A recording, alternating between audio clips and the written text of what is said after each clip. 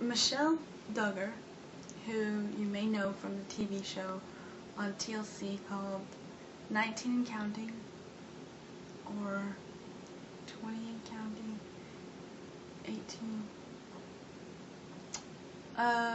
something around there. She has like about 19 kids. She was pregnant last year with another one, and she had a miscarriage. But she was in the news for that last year.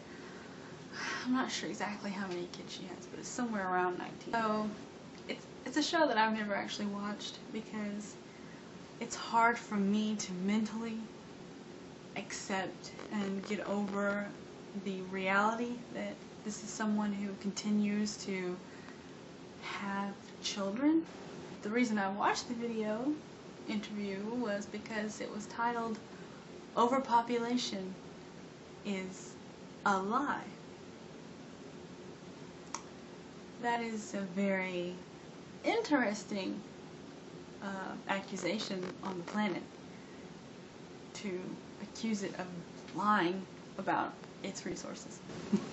And so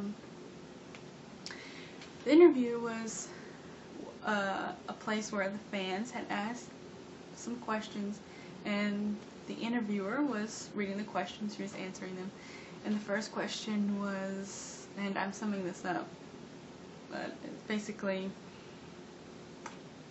you have so many kids, how do you account for overpopulation and a scarcity of resources? And she responded, and she laughed at first, and I thought, why are you laughing? What is so funny about overpopulation? But her first thing that she said was basically, overpopulation is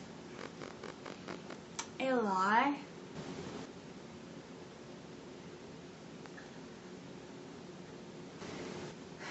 I'm seriously confused where she heard this at.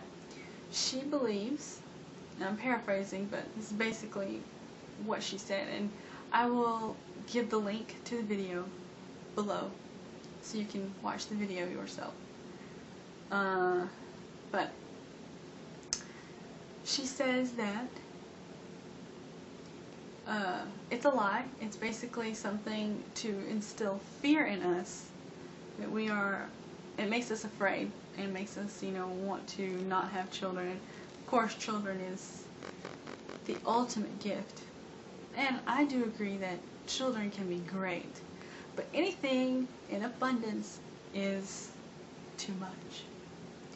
So she thinks that it's a lie. She actually says, quote, "Overpopulation is a lie." And then she goes on to say that if everyone in the entire world, 7 billion people, stood shoulder to shoulder, that there would just be enough of us, not even to stretch the city limits of where she lives. Oh, okay, there's just so many things. She goes on to say that she thinks that people should have more children, and that people from other countries are coming to her requesting information on how to have so many children. Governments are coming to her, are coming to the United States, wanting to know. And I'm assuming by the United States she means her, because there's not many people in the United States who like to have children as much as she does. Gosh, I hope there's not that many people. Anyway, she's saying that, people are they've got to know how to have this many kids, so we can just continuously push them up, because overpopulation is a lie. That is one of the most irresponsible statements I've heard come out of celebrities in a while. That might not be 100% true, but that's extremely irresponsible that she would even say that when she's teaching that to her kids. Her 20 kids come out and have 20 kids each, they will have a whole state of their own pretty soon. It doesn't take long. I think she is not educated enough to make statements like that. For those of you who don't know, population comes in, population balances in waves, and there's 4 stages of population in development. The first stage of population is the stage where you have too many kids. You have a lot of kids, but you're doing that on purpose because some of them are going to die. So you have enough because you're trying to populate your country. We're talking, hundreds of years ago, 2,000 years ago, a long time before the population really built up. This is where countries were. Stage 1 lasts a long time, especially before there was medicine, before there was any kind of treatment, before there was any kind of contraception. Of course, people have created their own contraception over the years, as well as medicine, but it doesn't mean it's been effective. But before you had modern technology, as far as medicine and contraception go, stage 1 lasted a long time because you had to have more kids to ensure that your family would continue. There'd be enough kids to grow into adulthood, possibly take care of you in old age.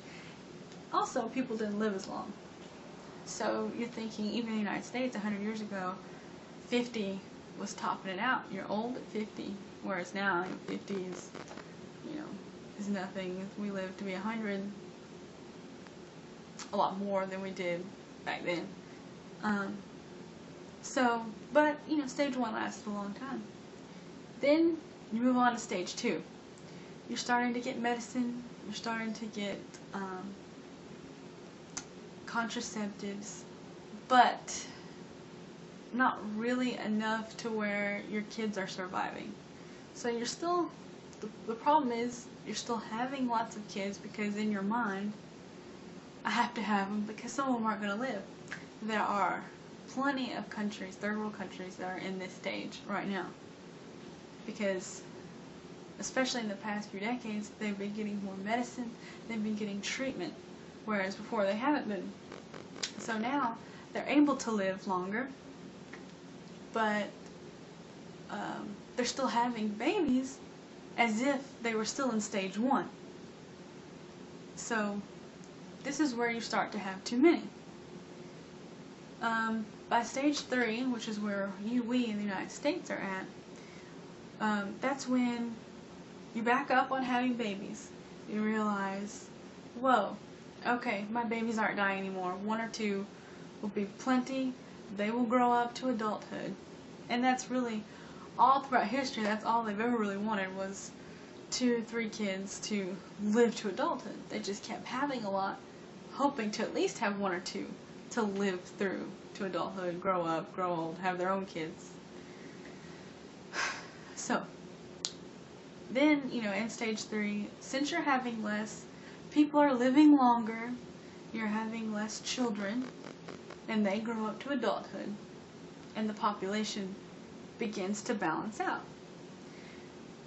In order to replace the generation, each couple is supposed to have 2 kids, 1 for each of them, and they're replaced. That's assuming that everybody has kids. If there's not an overage, it's being replaced.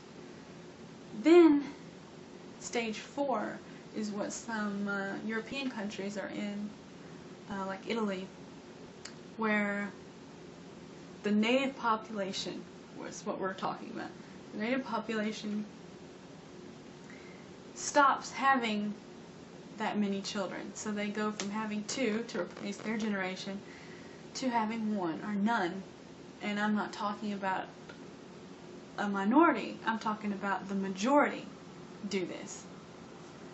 So then you run into sort of an odd situation where there are not enough people to replace the ones that are dying. Japan is having a serious problem right now because they have too many older people and not enough younger people. The older people stopped having as many children. They only have one or none.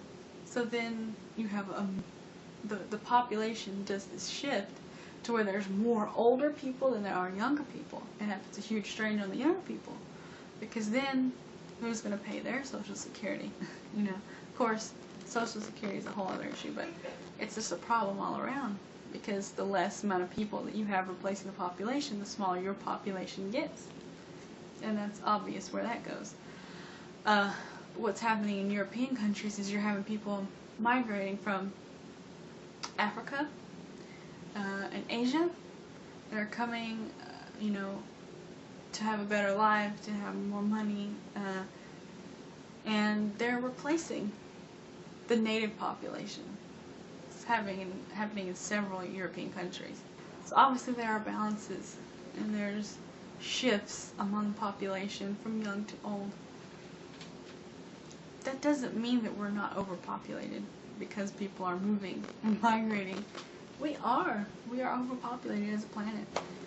So in conclusion, do not listen to any stupid person like Michelle Duggar who is going off of their religious beliefs as opposed to reality. It's like the people who say that there is no such thing as global warming.